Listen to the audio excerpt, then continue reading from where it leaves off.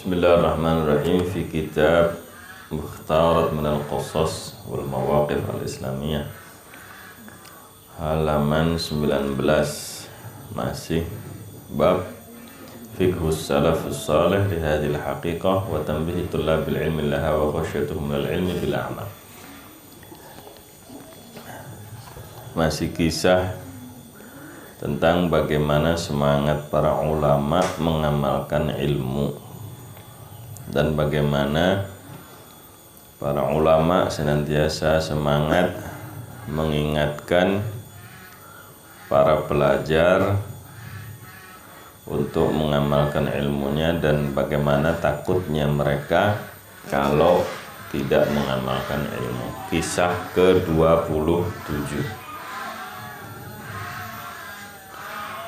Qala Malikun radhiyallahu anhu, qultu li ummi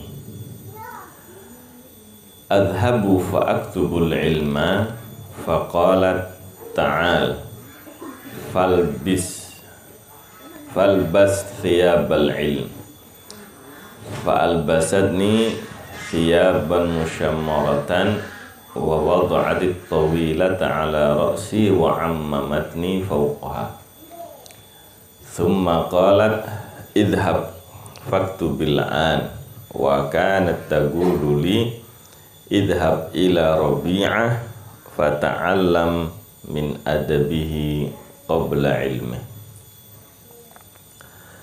Satu kisah dari Imam Malik radhiyallahu anhu di masa kecilnya sebelum jadi ulama besar. Beliau bertanya kepada ibundanya. Ibunya ngerti, bukan ibu-ibu TKW sekarang. Qultu li ummi, aku tanya kepada ibu saya, adhabu fa'aktubul ilma, apakah saya boleh pergi kemudian saya menulis ilmu? Faqalat ta'al falbas thiyabal ilm. Kata ibunya, begitu melihat anaknya mau berangkat ngaji, mau menulis ilmu, dipanggil dulu. Sini, pakai dulu pakaiannya orang berilmu. Ada kisah pertama, yakni harus ada bedanya. Ini pakaian main, ini pakaian tidur, ini untuk ta'lim. Itu orang tua dulu perhatian. Fa'albasadni thiyaban mushammarah,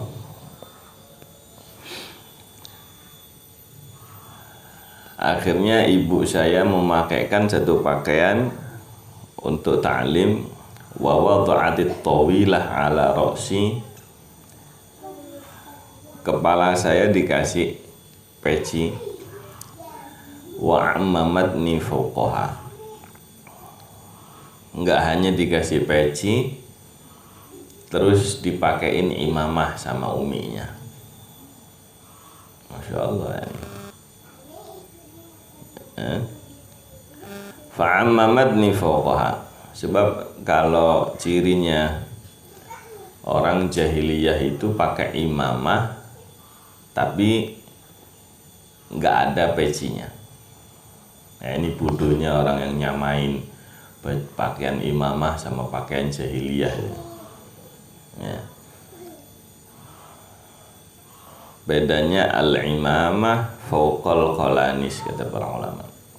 Kalau imamah yang berilmu, orang yang ngerti ilmu, itu dibedakan sama imamahnya orang Arab Badui jahiliyah. Kalau mereka memang dibubetin gitu. Sama yang ahlul ilm pakai peci dulu baru dikasih imamah.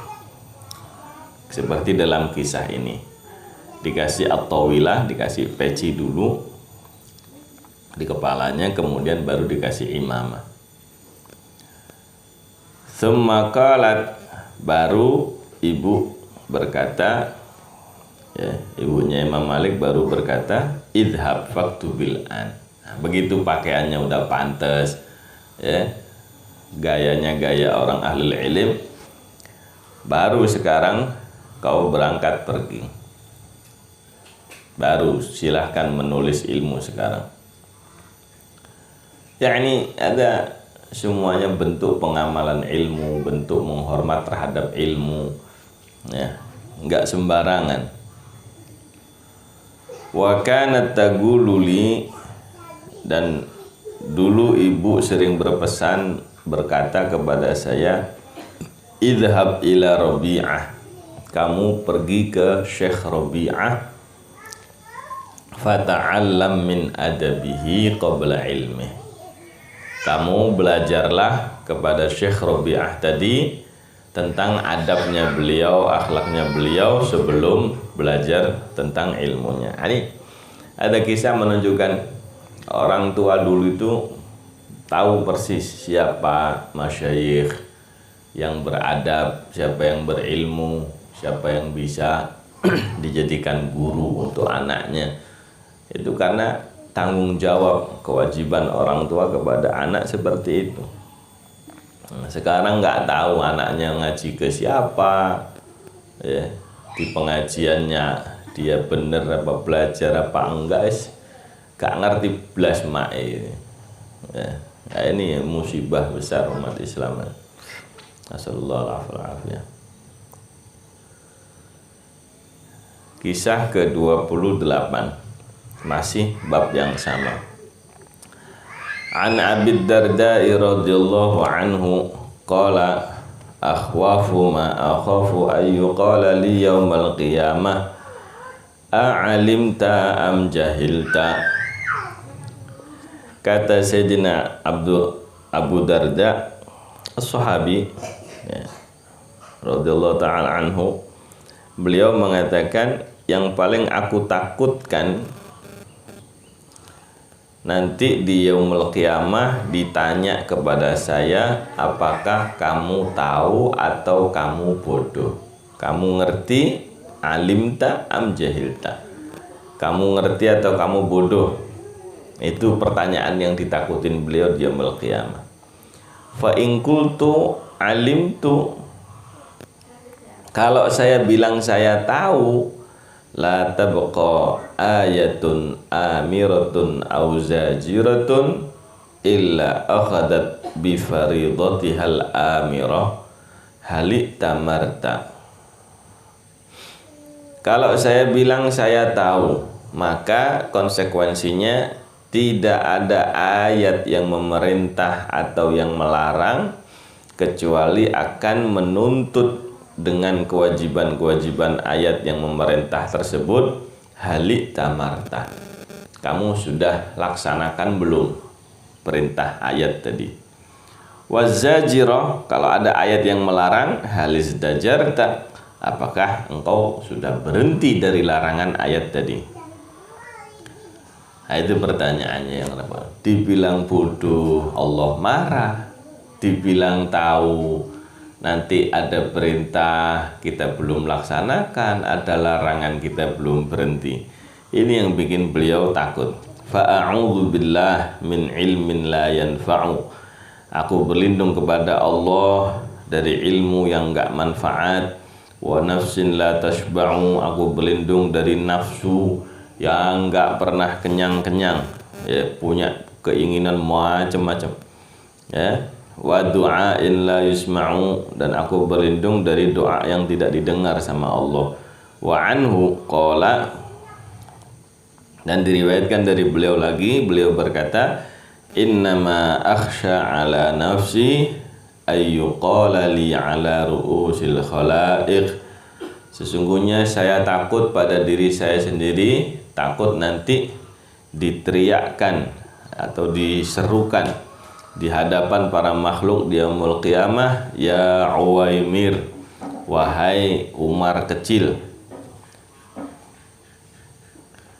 hal alimta, apakah kamu sudah tahu? Fa'agulu na'am, kemudian saya mengatakan, menjawab iya.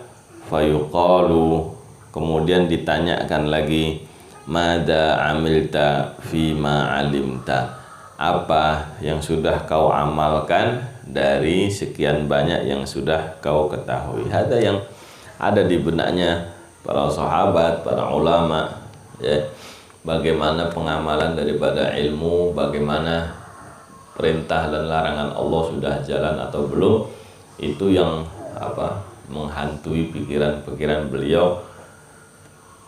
Razaqanallahu wa iyyakum husnul mutaba'ah. Amin amin ya rabbal alamin. Wa ma taufiqi illa billah, alaihi tawakkaltu wa ilaihi unib. Sallallahu ala sayyidina maulana Muhammad, walhamdulillahi rabbil alamin.